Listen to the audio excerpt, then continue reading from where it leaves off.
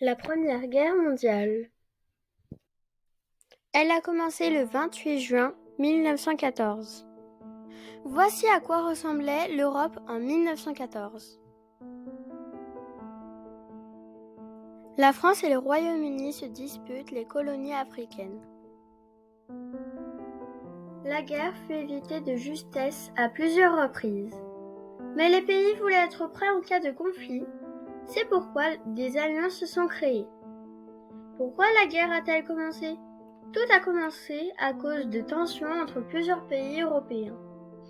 Il y avait deux grands groupes d'alliés, la Triple Entente, la France, le Royaume-Uni et la Russie, et la Triple Alliance, l'Allemagne, l'Autriche-Hongrie et l'Italie. Avant le début de la guerre, on assiste à une course aux armements. Chaque pays veut être plus et mieux équipé que son rival.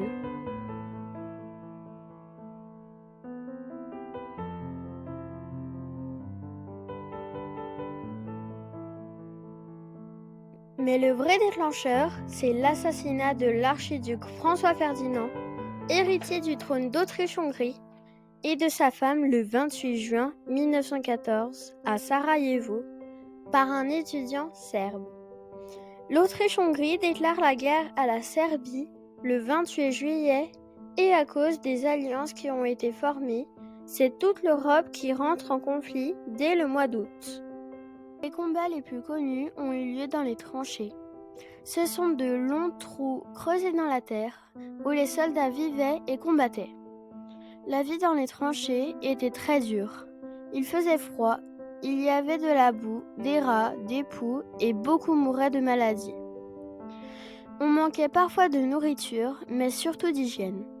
Les hommes ne pouvaient pas se raser ou se laver. Cela leur a valu le surnom de poilus.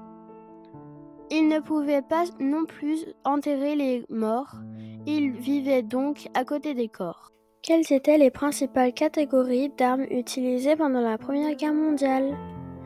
Les principales catégories comprenaient des fusils, des mitrailleuses, des canons, des mines, des explosifs, des chars, des gaz toxiques et des avions.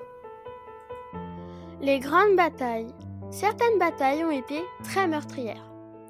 La bataille de Verdun, 1916, une des plus longues et violentes. Elle a duré 10 mois. La bataille de la Somme, les Anglais et les Français contre les Allemands, très sanglante aussi.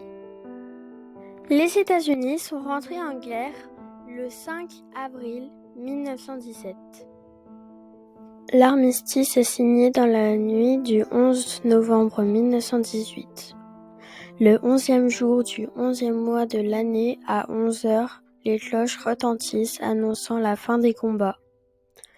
Tout le monde est en fête. Il y a eu 9,7 millions de morts pour les militaires et près de 10 millions pour les civils. La conférence de la paix. 27 pays alliés se retrouvent à partir du 19 janvier 1919 à Versailles. L'Allemagne et la Russie et les autres pays vaincus ne sont pas invités. Le traité dit de Versailles est signé le 28 juin 1919. L'Allemagne est lourdement sanctionnée.